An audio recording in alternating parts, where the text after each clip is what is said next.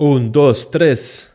Trop facile pour lui. Hat-trick. Le Pichichi, hein, il va aller le chercher. Hein. Il va aller le chercher.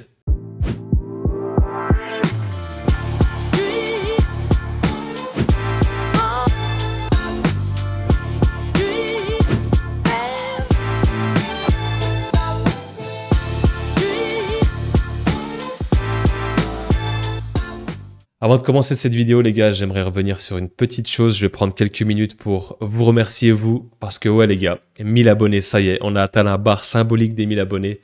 Et ça, c'est grâce à vous. Merci à tous. Et franchement, ça fait chaud au cœur. Merci à tous ceux qui s'abonnent, qui like, qui commentent, qui partagent, qui sont sur la chaîne tout simplement, qui suivent le mouvement. Et honnêtement, les gars, c'est grâce à vous que qu'on continue à grandir tout simplement. On est une communauté, on est ensemble. Et voilà, n'hésitez pas pour les nouveaux à vous abonner, cliquez. Et voilà, il y aura du contenu, il y aura du football, que ce soit du Real ou le foot en général. Mais en tout cas, les gars, merci. Merci à tous du fond du cœur, ça fait plaisir. Vous êtes des frères. Et let's go. Salut les gars, j'espère que vous allez bien. Le Real Madrid s'impose 3-0 sur la pelouse de Valladolid, la lanterne rouge de la Liga, et avec, s'il vous plaît, un hat-trick de Kylian Mbappé. Son tout premier avec le Real Madrid, grosse prestation, grosse performance de l'équipe. Il fallait absolument gagner ce match pour rester en tête de la Liga. C'était important, surtout que juste un peu plus tôt dans la journée, l'Atlético Madrid s'est vu accrocher le match nul contre Villarreal. Et ouais, c'était très très important de rester en tête et de maintenir la pression. Le Barça qui joue demain, on met des points d'avance, on garde la cadence, on garde le rythme. Et ouais, ça fait plaisir. On va revenir sur la compo de ce match, gentiment. Ok, donc Carlo Ancelotti nous a concocté encore une nouvelle compo, hein, avec Asensio qu'on retrouve latéral droit, Rudiger Tchouaméni qui refait son retour dans l'axe, Fran Garcia qui est maintenu à gauche, Valverde, Bellingham, Ceballos. J'aime bien ce milieu à 3. Et devant, Brahim qui remplace numériquement Vinicius. Mais sur le côté droit, Rodrigo qui prend le côté gauche, du coup, Mbappé en pointe. Mbappé qui a été stratosphérique, les gars. On va pas tourner autour du pot, on va commencer par lui. Il n'y a pas de chichi, mais il y a un pichichi. Je sais pas si t'as capté la 1. Ouais, t'as capté, c'est bon. Et ouais, clairement, les gars, il va aller le chercher, ce pichichi. Il est à 15 buts, il me semble, faut que je check. Il a un tout petit but de Lewandowski. Il a juste une toute petite longueur d'avance. Et ouais, clairement, là, le hat-trick qui fait plaisir, son tout premier avec le Real. Il est en forme, il est vraiment en forme. Et là, franchement, les gars, je pense qu'il s'est vraiment acclimaté. Je crois sur les 5 derniers matchs, c'est 7 buts. Donc là, il commence vraiment à planter, il commence à retrouver ses standards du Paris Saint-Germain. Dans la finition, c'est clinique. Dans le jeu aussi, j'ai beaucoup aimé son premier but, les gars. Ça part de Valverde, cette petite passe entre les lignes et Mbappé qui donne du rythme, qui joue à une touche. Les gars, le jeu à une touche, c'est fatal. Vraiment, le jeu à une touche, ça te déséquilibre un bloc. Surtout que, bah oui, Valladolid, c'était un bloc bas. On s'attendait tous à que Valladolid reste derrière en bloc et joue en contre. Ils n'avaient pas trop le choix. Une équipe qui est en très grande difficulté. Hein. Ils ont pris 40 buts, je crois. Ils en ont mis que 14. Donc ouais, ils vont clairement redescendre. Hein, et puis, ça va être une formalité pour eux, malheureusement. C'est vrai que ce début de match était compliqué. Hein. Les 25 premières minutes, les gars, franchement, moi, on ronfle. Hein. Moi, je commençais à ronfler, je commençais à m'ennuyer. Il se passait pas grand-chose. Ça jouait petit trop. Pas de rythme, rien. Et on a dû attendre justement cette passe de Valverde qui casse les lignes. Et Mbappé qui joue une touche sur Bellingham qui intelligemment arrive à le retrouver. Il y a une connexion qui commence vraiment à se faire entre les deux là. Mbappé, Bellingham, c'est pas la première fois qu'on voit cette action, cette connexion ce duo qui commence vraiment à marcher. Et ouais, même avec Rodrigo, les trois là, vraiment à un moment donné, c'était vraiment Joga Bonito.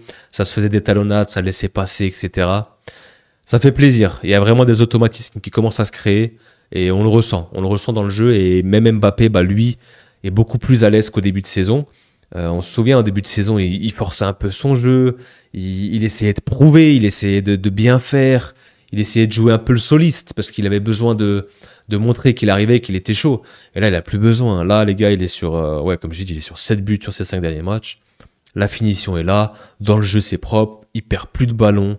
Les prises de balles, les contrôles, c'est tranchant. Il est épanoui, il a compris son rôle et là il veut vraiment tuer. L'équipe va se mettre au diapason pour lui. C'est lui qui est top buteur, c'est lui qui est le top scoreur de l'équipe. Il va tirer les pénaux. Vinicius et Rodrigo l'ont dit. On va faire en sorte que Mbappé finisse meilleur buteur. C'est lui qui va prendre les pénaux, etc. Et Ouais, en route vers le Pichichi, il y aura une lutte avec Lewandowski. Et là, il est un tout petit but. Et ouais, non, ça fait plaisir pour lui. On retrouve un très très grand Kylian, le Kylian du Paris Saint-Germain qu'on avait connu dans ses grandes années. Et là, vraiment, il prend du plaisir, il s'épanouit, l'équipe aussi. Et voilà, bon, après ce match-là, les gars, il n'y a pas grand-chose à en tirer, hein, à part les 3 points, la victoire et les 3 buts, son premier hat-trick. Dans l'ensemble, ouais, dans l'ensemble, c'était un peu compliqué les 25 premières minutes. Après ce premier but, on a commencé à dominer, à mettre le pied sur le ballon. Et en deuxième mi-temps, ouais, à ce deuxième but sur une contre-attaque. Ceballos, encore une fois, qui lui récupère ce ballon. Hein, très très belle récupération de Ceballos, qui envoie Rodrigo d'un extérieur du pied magnifique. Il y a un super appel de Mbappé pour son deuxième but qui passe derrière Rodrigo, hyper intelligent. Rodrigo qui fixe et qui lui glisse, et Mbappé qui s'ajuste, qui se réajuste sur son pied droit et qui enveloppe. Ouais, il est clinique en ce moment, il est létal, et c'est vrai qu'au début de saison, je me souviens encore, il tirait un peu pour tirer sans regarder la cage. C'était coup du pied fort sur le gardien. Je me souviens très bien, hein, il ratait beaucoup de choses en face à face. Il n'avait pas cette confiance encore. Et là, maintenant, il sait ce qu'il fait. Il maîtrise son corps, son sujet. Il maîtrise le ballon. Il maîtrise tout ce qui se passe dans la surface. Il est maître de lui-même. Et il est maître du temps. Et voilà, il sait se calmer. Il enveloppe. Des buts, ils sont vraiment travaillés. Le premier but, c'est enveloppé. Le deuxième aussi. C'est clinique. Il aurait pu en mettre un troisième. À un moment donné, il essayait d'aller chercher son troisième but, son hat-trick. Mais ça peut se comprendre. En vrai, je pense que là, il est vraiment dans sa tête. Il est vraiment en mission pour aller chercher ce titre de meilleur buteur. Voilà, pour Mbappé, franchement, ça fait plaisir. Faut qu'il continue. En Ligue des Champions, il y aura ce match contre Brest. Faut planter. Là, il marque à tous les matchs et c'est ce qu'on lui demande, d'être un top scoreur, un top buteur. Et dans le jeu, il est bon. Dans le jeu, il participe. On voit aussi qu'il décroche pas mal. Je vois souvent qu'il décroche. Je suis pas hyper fan de ça, mais voilà, je pense qu'il veut toucher le ballon. Il a besoin des fois de décrocher, d'organiser un peu, de redoubler les passes. Mais des fois, ça me dérange un peu parce que ça crée un peu un désordre. On voit Mbappé qui décroche et du coup, il n'y a plus personne en neuf. À la limite, s'il fait ça, il faudrait peut-être qu'un ailier rentre dans l'axe, un Rodrigo ou un Brahim. Des fois, il se marche un petit peu sur les pieds avec Bellingham quand il essaie de vouloir construire un peu le jeu et d'être un peu un meneur de jeu. Mais mis à part ça, franchement, ouais, très très chaud. Il est on fire et ça fait plaisir. Pour les autres individualités, Courtois, il a été sollicité dès dès la deuxième minute de jeu. Hein. Il y a eu un centre et il a dû s'étendre pour sortir cette frappe. Tchouaméni, Rudiger, bon, ils n'ont pas eu grand chose à faire. La défense n'a pas eu énormément de choses à faire. On va regarder un petit peu les stats, mais c'est vrai qu'il n'y a pas. Ouais, Valladolid a été pauvre. Hein. Ouais, bon, 0,19 d'XG. Autant dire que voilà, c'est 6 tirs, 0 cadré. Donc ouais, au niveau des stats, si on vient ici, ouais, 6 tirs de cadré, pardon, 0,19 d'XG, 70-30 quasiment en possession. Le Real n'a pas non plus forcé, voilà, c'est un 3-0 assez tranquille. Le Real a joué petit trop, peut-être qu'on se préserve un petit peu pour ce dernier match contre Brest, qui est très important. Il va falloir le gagner pour essayer d'aller, pourquoi pas, chercher un top 8. Bon, ça me paraît compliqué, mais au moins bien se placer dans les barrages.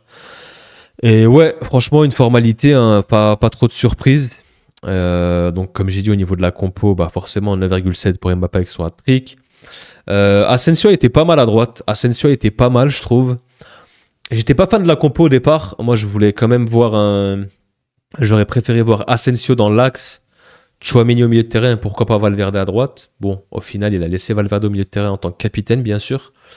Tchouaméni a retrouvé son poste de défenseur et Asensio à droite. En vrai, les gars, c'était pas dégueu.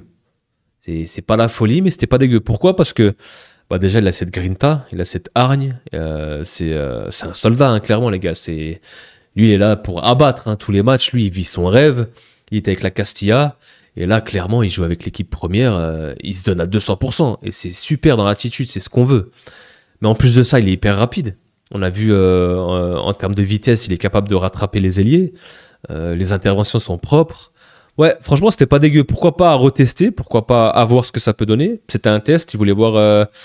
Je pense que Carlo Ancelotti voulait voir ce que ça donnait à Asensio à droite. Et franchement, moi, je trouve que c'était OK. Après, dans les gros matchs, bon, je sais pas si ça peut être une solution durable. Mais peut-être un Valverde, c'est un peu plus sûr à droite dans les gros matchs de Ligue des Champions. Et pourquoi pas qu'il rebascule lui? Ouais, moi, je préfère quand même voir Valverde à droite, Tchouaméni qui rebascule au milieu de terrain et Asensio dans l'axe. Ouais, je serais peut-être un peu plus rassuré. Fran Garcia, Rudiger, bon, ils n'ont pas eu grand-chose à faire, comme j'ai dit. Ceballos qui fait... à chaque fois, j'écorce son nom, je dis Ceballos. Ceballos qui, lui, bah encore... franchement, les gars, cette saison, il est bon. Cette saison, il est très bon. Cette saison, il se donne les moyens, il est impliqué. Dans l'attitude, ça se voit, il se donne à fond. Il récupère des ballons. Voilà, son petit problème, le seul hic que je peux lui trouver, c'est que dans les transitions, quand on se fait ouvrir, bah, il a du mal à revenir. Il n'a pas ce gros volume de jeu.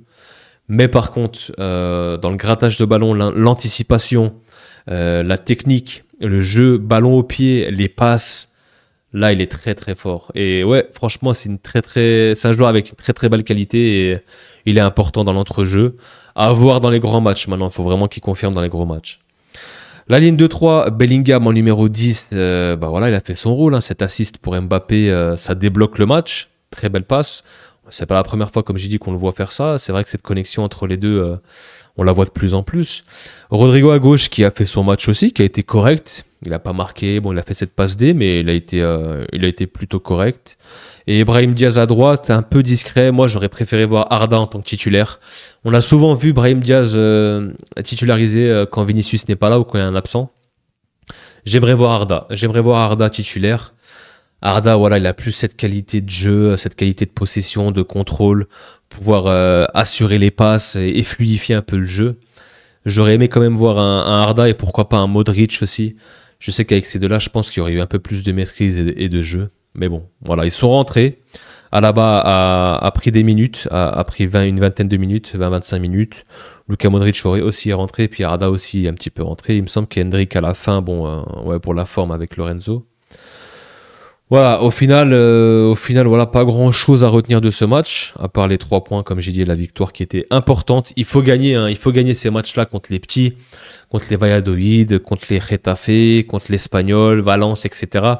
Ces matchs-là, ils sont très très importants parce que, comme on peut voir, le Barça qui, eux, piétine lors de ces petits matchs. Et nous, il faut prendre des points. Il faut prendre des points, il faut s'assurer. Comme ça, dès que tu vas arriver contre les confrontations directes contre l'Atlético, le Barça, Bilbao au match retour, là, ce sera des matchs importants, ce sera des tournants dans la saison. Et là, clairement, si tu gagnes ces matchs-là, bah là, tu t'envoles. C'est pour ça que c'est très important de taper les petits pour pas leur manquer de respect. Hein, mais il faut montrer cette domination et tout simplement, bah voilà, au final, au niveau du classement, qu'est-ce qu'on a? On a 4 points d'avance sur l'Atlético Madrid, ça c'est pas mal. Et on a 10 points d'avance sur le Barça. 10 points d'avance à l'heure actuelle sur le Barça. Bon, le Barça joue demain. Le Barça joue demain contre si je me trompe pas, c'est Valence. Ouais, Valence qui va au Barça. Bon, on espère encore une cagade des Barcelonais ou un match nul ou je sais pas. L'Atlétique qui reçoit les Ganes, ce sera sûrement une victoire, je pense. Mais ouais, en tout cas, ouais, opération classement très importante. Petit à petit, on s'approche de cette Liga tranquillement. On garde le rythme, on garde le cap, on garde les points d'avance. C'est très important. On soigne le goal average aussi, hein, 50 buts marqués. Donc ouais, dans l'ensemble, très satisfait du match, mis à part les 25 premières minutes. Après, dans l'ensemble, c'était un peu de la gestion, de la maîtrise. Les matchs à venir pour le Real Madrid, qu'est-ce qu'on a? Bah, la Ligue des Champions, les gars, la Ligue des Champions qui revient mercredi pour ce dernier match de saison régulière, si on peut appeler ça comme ça, le 8e match. Il faudra gagner hein, pour essayer de se classer comme il faut dans les barrages. Ensuite, on aura le samedi qui suit déplacement à l'Espagnol Barcelone. Là, pareil, c'est un match à notre portée, hein, c'est un match accessible. Il faut gratter ses points contre ces petites équipes. Il y aura Leganés en Copa del Rey. Donc ça, c'est sur un match, il me semble, pour aller chercher la demi-finale. Et ensuite, le match important, il sera là, le derby. Le derby le 8 février. C'est dans 2 semaines à peu près, il me semble. Ouais, à peu près 2-3 semaines. Donc ouais, ce derby, là, ce sera un tournant. Ce sera un tournant si on arrive à les taper. Là, clairement, tu peux t'envoler pour la Liga. Donc ouais, on va suivre les prochains matchs. Il y aura déjà les Ganes et l'Espagnol. Enfin, l'Espagnol plutôt en Liga et les Ganes en Coupe du Roi. Ce match de Ligue des Champions. Voilà, on sera présent pour tous ces matchs. Au final, il y avait quoi? Une dizaine de matchs au mois de janvier. Et honnêtement, ouais, il reste Brest, mais honnêtement, le Barça, j'allais dire. Le Real a quand même bien négocié ses matchs. Le Real a plutôt bien négocié tous ces matchs. Si on regarde. Euh, donc, quoi, ça fait 1, 2, 3, 4 victoires. Ouais, 7 victoires, une défaite, hein, c'est plutôt correct, hein, c'est plutôt propre comme performance et comme bilan du mois de janvier. Et ouais, non, ça fait plaisir. Et ouais, on sera là de toute façon pour les prochains matchs. On se donne rendez-vous mercredi, les gars, mercredi pour la Ligue des Champions. Peut-être que je ferai un live, c'est pas sûr. Parce qu'il y aura plein de matchs à suivre d'un coup, il y aura tous les matchs. Il y aura déjà le match du Real et on verra les autres matchs où il y a de l'importance, où il y a de l'enjeu. Parce qu'il y a au moins 70% des équipes qui ont un enjeu, hein, que ce soit dans les barrages ou le top 8. Ça va être hyper intéressant à voir ce que ça va donner. Bon, il y aura beaucoup de matchs, je sais pas comment on va suivre, mais on checkera ça ensemble. En tout cas, les gars, prenez soin de vous, passez une excellente soirée, un bon dimanche, et on se revoit la semaine prochaine. Peace.